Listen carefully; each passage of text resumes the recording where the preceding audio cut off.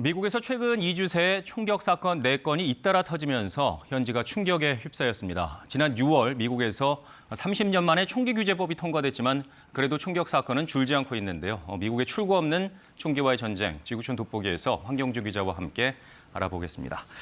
자, 사나흘에 한 번꼴로 미국에서 총기 사건 소식이 들려오고 있는 것 같은데요. 네, 지난주만 2차례였죠. 지난 현지 시각 23일 펜실베니아주 필라델피아의 한 고등학교 근처에서 총격 사건이 발생했습니다.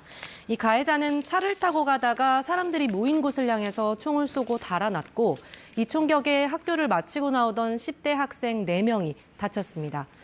불행 중 다행으로 사망자는 없었지만 바로 전날 버지니아주의 한 대형마트에서 큰 총기 난사 사건이 있었던 터라 충격은 상당했습니다. 이 마트 관리자가 직원 휴게실에서 쏜 총에 범인을 포함해 직원 6명이 숨지고 4명이 다친 사건이었습니다. Well, I never expected it, but it happened.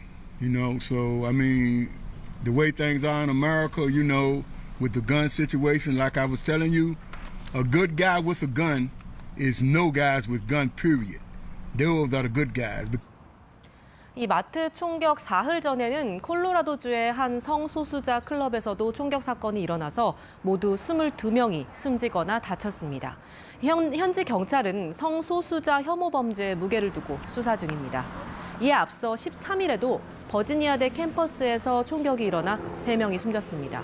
2주도 안 되는 짧은 기간에 무려 4차례나 무차별 총격 사건이 일어난 겁니다. 네, 미국에서 얼마 전에 총기 규제를 강화하는 법이 통과가 됐는데요. 그런데도 관련 범죄가 줄어들 기미가 보이지 않고 있다고요?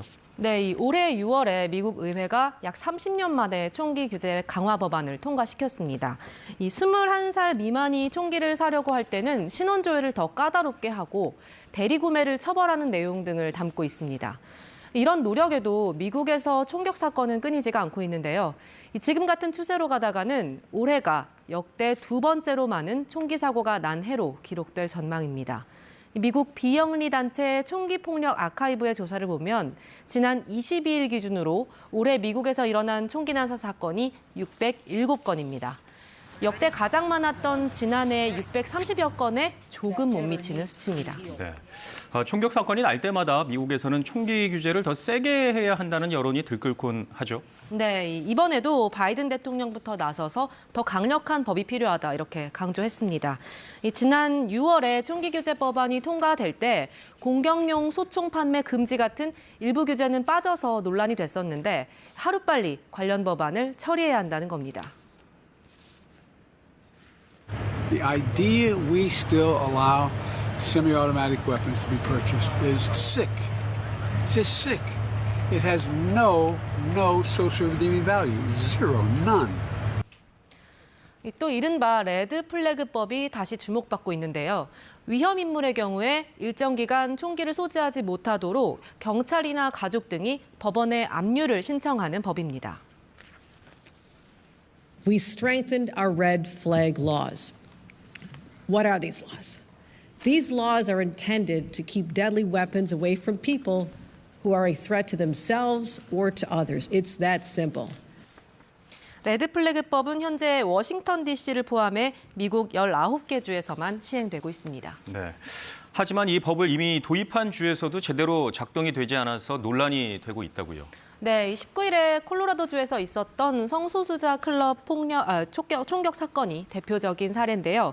이 범인이 지난해 스스로 만든 폭탄을 가지고 자신의 어머니를 위협해서 경찰이 출동했던 사실이 뒤늦게 드러난 겁니다. 당시 경찰이 범인의 탄약이나 무기를 압류하려던 기록은 없었다고 현지 언론은 전했습니다. 이 콜로라도주는 레드 플래그법을 시행하는 곳이라서 이 법이 제대로 작동해서 범인의 무기를 압류했었다면 이번 사건을 막을 수 있었지 않겠느냐 이런 비판이 나옵니다. 최근 미국 중간선거에서 총기 규제에 미온적인 공화당이 하원 다수당을 차지했는데요. 이 새로운 총기 규제법 통과가 쉽지 않은 상황에서 이를 두고 힘겨루기를 하기보다는 있는 법부터 제대로 집행해야 한다는 지적이 나옵니다. 지금까지 지구촌 돋보기 황경주였습니다.